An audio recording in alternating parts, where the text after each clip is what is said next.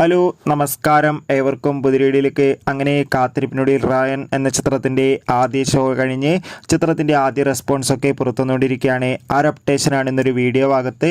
വീഡിയോയിലേക്ക് മുൻപ് video like ചെയ്യുക, ചാനൽ സബ്സ്ക്രൈബ് ചെയ്യാൻ വേണ്ടി ശ്രമിക്കുക.